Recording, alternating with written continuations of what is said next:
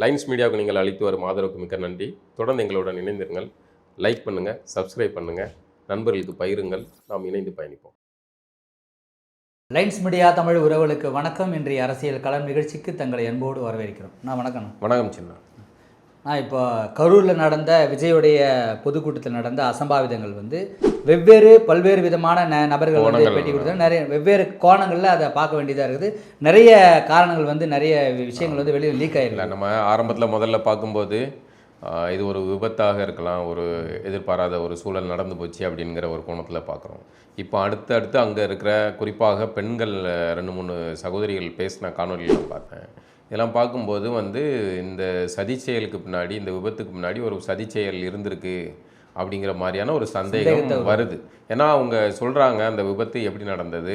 கூட்டம் இதுவரைக்கும் நீங்கள் ஒரு விஷயம் கவனிங்க, இதுவரைக்கும் விஜய் இந்த கரூரில் நடத்துகிறது முதல் கூட்டம் கிடையாது. இல்லை சரியா, இதுக்கு முன்னாடி அவர் வரிசையாக நடத்தி அவர் மாநாடு நடத்திருக்காரு, கூட்டங்கள் நடந்திருக்கு, இந்த மாதிரியான ரோட் ஷோ நிகழ்ச்சி இதுக்கு முன்னாடி 2 நிகழ்ச்சி நடந்திருக்கு. அங்கெல்லாம் அதிகமான கூட்டங்கள் திருச்சிலாம் அதிகமான கூட்டங்கள் இருந்திருக்கு, இதெல்லாம் நடந்திருக்கு ஏற்கனவே. ஆனால் அங்கெல்லாம் நடக்காத ஒரு அசம்பாவிதம் கரூரில் ஏன் நடந்துச்சு? கரூரை சந்தேகப்படல. கரூரில் பல பேர் மீதான ஒரு சந்தேகம் இருக்குது. நமக்கு சில குறிப்பிட்ட ஆள்கள் மேலே அவர்களை விசாரிக்க வேண்டும் அப்படிங்கிற சந்தேகம் இந்த இடத்துல எழுது, தவிர்க்க முடியாத எழுது. அதில் குறிப்பாக கரூரை சார்ந்த திமுகவினரை, அவர்களுடைய ஃபோன் தொடர்புகள், உரையாடல்கள் எல்லாமே இதை காவல்துறை அல்லது சிபிஐ விசாரணை மூலமாக வெளிச்சத்துக்கு வர வேண்டும். ஏன்னா ஆச்சரியமா இருக்குது, தாவேகா கூட்டத்தில் நடந்ததுக்கு எதுக்கு நீங்க இல்லை, எனக்கு அதுதான் இப்படி தோணும் உங்களுக்கு. இப்போ என்னன்னா, ஒரு கூட்டம் நடக்குது, விஜயை பார்க்கறதுக்கு பல கட்சியை சேர்ந்தவர்களும் வருவாங்க, அவருடைய பெருவாரியாக அவருடைய ரசிகர்கள் வருவாங்கன்னு வைங்களேன். அவங்க வாக்காளர்களா இல்லையா, பள்ளிக்கூடத்துக்கு போகிற குழந்தைங்க, ரசிகர் கூட்டம், அவ்வளோதான், ரசிகர் கூட்டம் வருவாங்க. இப்போ அந்த ரசிகர் கூட்டத்தில் வர்றவங்க எல்லாமே விஜய் மீது அபிமானம் கொண்டவர்களாக இருப்பாங்க. விஜய் பார்க்கறதுக்காக தான் காலையில் 8 மணிலேருந்து காத்திருக்காங்க. அப்படி இருக்கிற இடத்துல விஜய் மீது செருப்பு வீச்சு நடக்குது. சரியா? புரியுது. அப்போ செருப்பு வீச்சு வீசுறவன் யார் அங்கே வருவான்? அப்போ விஜயை பிடிக்காதவங்க வருவாங்க. சரி, அப்போ கூட்டம் எல்லா இடங்கள்லையுமே, இதுக்கு முன்னாடி நடந்த எல்லா இடங்கள்லையுமே கூட்டம் இயல்பாக நடந்து இயல்பாக கிளஞ்சி போயிருக்கு. ஆனால் இந்த இடத்துல மட்டும் இப்படியான ஒரு அசம்பாவிதம் நடக்கிற அளவுக்கு சூழல் போகுதுன்னா இதுக்கு பின்னாடி வேறு ஏதோ ஒரு விஷயம் நடந்திருக்கணும் அப்படிங்கிற மாதிரி சந்தேகம் நமக்கு எழுது. ஏன்னா ஒரு சாதாரண அதில் சிலர் சொல்கிறாங்க சட்டை கிழிக்கப்பட்டது, பின்னாடி இருந்து இது பண்ணப்பட்டது, ஒரு இந்த மாதிரியான கூட்ட நெருக்கடிகளில் பின்னாடி இருந்து ஒரு இப்படி தள்ளி விட்டா போதுங்க. முன்னாடி 500 கூட்டமே அப்படியே ஒரு அலைவா, ஒரு 100 மீட்டருக்கு அது என்ன தள்ளுறன்னு இவன் முன்னாடி தள்ளிக்கிட்டு இருப்பான். பின்னாடி இருக்க தள்ளினதோட இது அவன் பின்னாடி இருக்கிற யாரோ ஒரு சதிகார கும்பல் இதை இப்படி நடக்கணும், இப்படி ஒரு அசம்பாவிதம் நடக்கணும் அப்படின்னு நினச்சி திட்டமிட்ட ஏதோ ஒரு கும்பல் இதை செஞ்சுருக்கலாம்ல. இதை அப்படி செஞ்சு அப்படியான ஒரு தோட்டத்தை உருவாக்கியிருக்கலாம். இல்லைன்னா போலீஸ் நடத்தின தடியடி, லத்தி சார்ஜ், ஆம்புலன்ஸ் திட்டமிட்டு ஒருத்தர் சொல்கிறாரு, ஆம்புலன்ஸ் கூட்டத்துக்குள்ளே போயிட்டு திரும்ப சுற்றி இருந்தால் வருது அப்படின்னு அவர் சொல்கிறாரு. இப்படி எல்லா கோணங்களையும் பார்த்தா இது வெறும் விபத்து இல்லை அப்படிங்கிற சந்தேகத்தை நமக்கு வலுவர செய்யுது.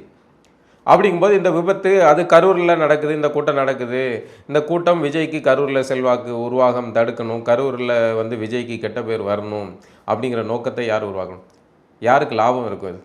இப்போ விஜயோடைய அரசியல் வரவு நமக்கு அடிப்படையில் நமக்கு அது உடன்பாடு இல்லை. விஜய் ஒரு திரை பிம்பத்தை பயன்படுத்தி அவர் தனக்கான ரசிகர் கூட்டத்தை தேர்தல் அரசியலுக்கு பயன்படுத்துறது அரசியல் ரீதியாக தமிழினம் சினிமா போதையில் விழக்கூடாதுங்கிறது என்னுடைய தனிப்பட்ட கருத்து.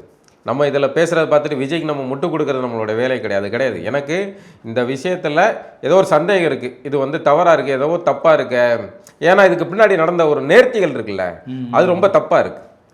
டக்குன்னு எப்படி எல்லா ஆள்களும் அங்கே உள்ளே போகிறாங்க, அதுவும் இல்லாமல் இவங்க அழுக இருக்குல்ல, அந்த அழுகை தாண்டா உங்க மேலே இன்னும் சந்தேகம் வராது. வடிவேல் இந்த இதில் சொல்லுவாப்புல, எனக்கு என்னமோ உன் மேலே தான் சந்தேகமாக இருக்குங்கிற மாதிரி எனக்கு இந்த இந்த கூட்டத்தோட பாதிக்கப்பட்ட மக்களை போய் பார்க்கறது ஒரு அமைச்சரோட தலையாய கடமையாக தானே இருக்கு. அமைச்சர்களுடைய தலையாய கடமை, அதெல்லாம் சரி.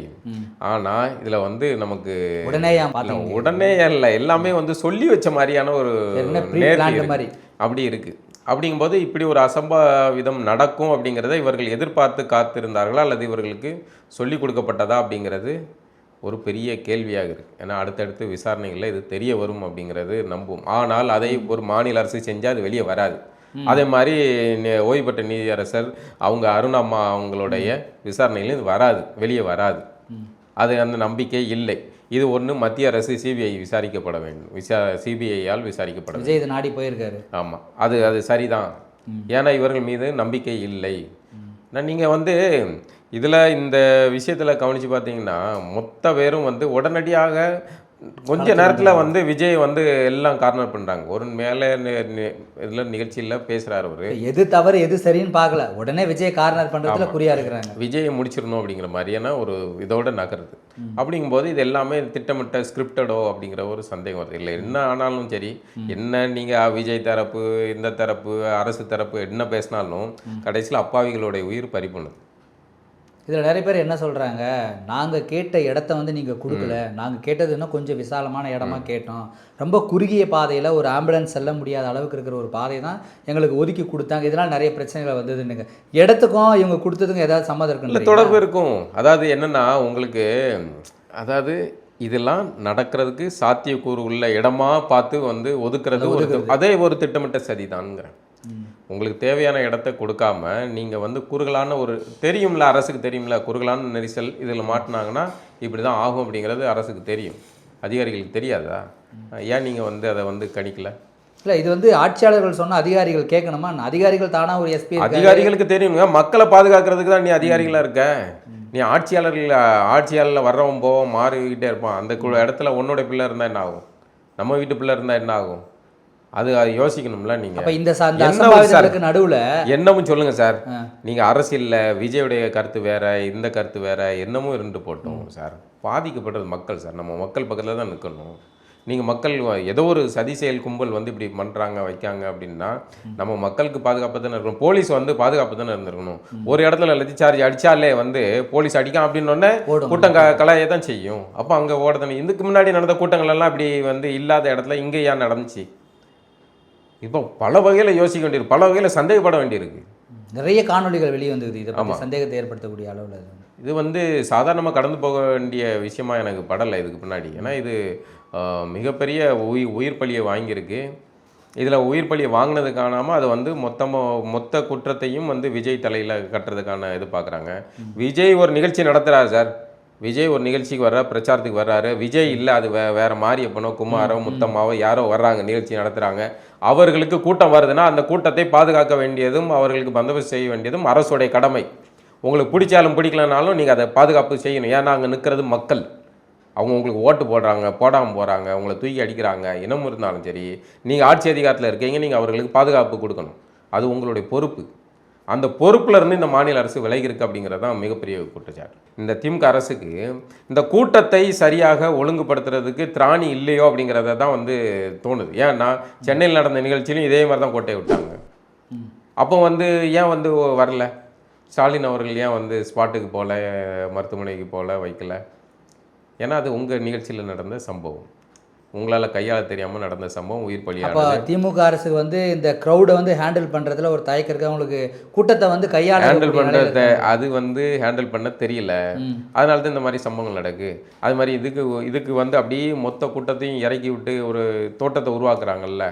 அது வந்து ஏன் வந்து நம்ம ஏற்கனவே கேட்டிருந்தோம், உங்களுக்கு விசச்சாராயம் குடித்து இறந்து போனாங்கல்ல, உடனடியாக 10 லட்சம் அறிவிச்சு வாயடைக்க பார்த்தீங்க. ஏன் நீங்கள் அங்கே போகலை? உங்கள் ஆட்சியில் நடந்த தவறு தானே, குற்றம் தானே அது. களத்துக்கு ஏன் போகல? ஏன் களத்துக்கு போகல? இங்கே ஏன் களத்துக்கு வந்தீங்க? அதுக்கு வந்து கேட்டாதுன்னு சொல்கிறாங்க. அவன் விசச்சாராயம் குடிச்சு செத்தான்.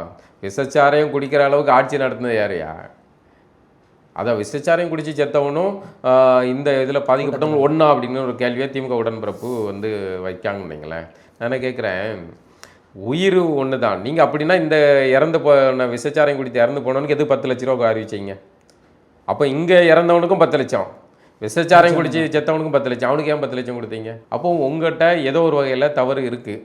நீங்கள் ஆட்சியில் வந்து உங்களுடைய காவல்துறை கோட்டையிட்டு அந்த கோட்டையிட்டதை நீங்கள் மறக்கிறதுக்கு விஜய் மேலே வந்து பழிய திருப்புறதுக்கான யுக்தியை செய்கிறீங்க. இல்லை இதில் கடைசியாக என்ன ஒரு சந்தேகம், நீங்கள் எவ்வளோ கூட்டங்களை கூட்டினாலும் விஜய்க்காக வந்த கூட்டம் தான் அது.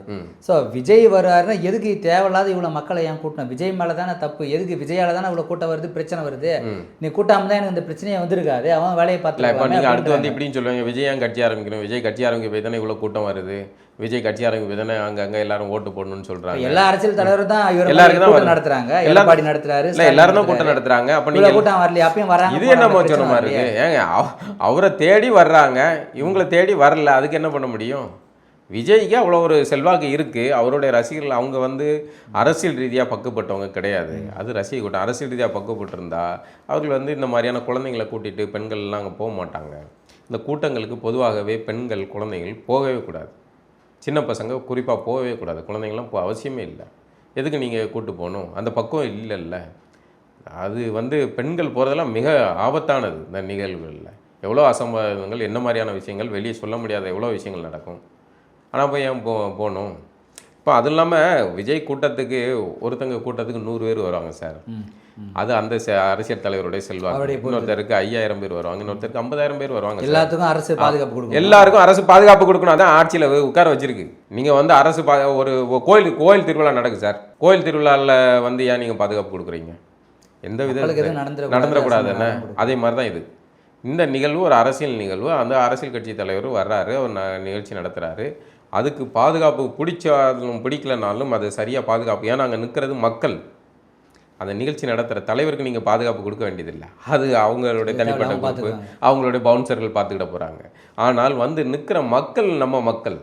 அவன் இன்னைக்கு விஜய்க்கு போடலாம், நாளைக்கு உங்களுக்கு ஓட்டு போடுவான் சார். நேற்று உனக்கு போட்டிருக்காங்க. நேற்று உனக்கு போட்டிருக்கான்ல. அப்போ இதெல்லாம் நடக்குது. எனக்கு என்னென்னா குறிப்பாக வந்து அங்கே செந்தில் பாலாஜி அவர்களுடைய மாவட்டம், ஆமாம் செல்வாக்குள்ள பகுதி, அவரை வந்து விசாரணை சிபிஐ விசாரணை இது பண்ண பிறகு செந்தில் பாலாஜி அவர்களை விசாரிக்கணும் அப்படின்னு என்னுடைய உள்ளுணர்வு சொல்லுது சார். நான் அவரை குற்றம் சொல்லலை. ஆனால் வந்து செந்தில் பாலாஜி அவர்கள் மீது பலரும் வந்து இது பண்ணுறாங்க, கேள்வி எழுப்புறாங்க, விமர்சனம் பண்ணுறாங்க. அவருடைய வாகனங்கள், அவர் இது சார்ந்த ட்ரஸ்ட்டு, அது இன்னும் அவருடைய புகைப்படங்கள் போட்ட வாகனங்கள் பல உள்ளுக்குள்ளே இதாக இருக்குது. அப்போது இது எல்லாத்துக்கு முன்னாடி வந்து ஒரு நேர்மையான விசாரணை நடக்கணும்னா அது சிபிஐ கிட்ட இந்த விசாரணை மாநில அரசு விசாரிக்கக்கூடாது. சிபிஐ கிட்ட போய் உடனடியாக டக்கு டக்கு டக்குன்னு ஒரு விசாரணை இதெல்லாம் நம்ம வந்து கோரிக்கை வைப்போம். ஆமாம் ஆமாம் ஆமாம். உடனே எல்லாம் 10 லட்சம் அறிவிக்கப்படுது, உடனே விசாரணை ஆணையம் அறிவிக்கப்படுது. அது லீக் ஆன மாதிரி இது. ஆமாம், என்னமோ தப்பாக இருக்குல்ல. எனக்கு மட்டும் தான் தப்பா இருக்கா, உங்களுக்கு தப்பா இல்லை? எல்லாரும் மக்களுக்கே இது தப்பாக நிறைய சந்தேகம், மக்களே கேள்வி எழுப்புறாங்களே.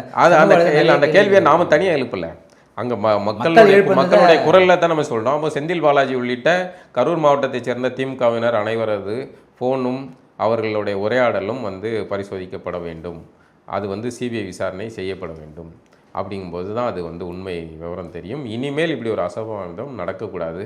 அதுக்கு கவனமாக இருக்க வேண்டியது அரசின் கடமை மட்டுமில்லை, மக்களின் கடமையும் கூட. பொறுத்திருந்து பார்ப்போம் சார். நன்றி.